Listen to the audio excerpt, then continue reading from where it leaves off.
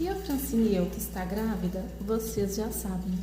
Agora que ela fez a sexagem para saber se esse bebê dela é menino ou menina, é o que vocês não sabem. E ela já deixou aí o vídeo, já sei qual é o sexo do bebê.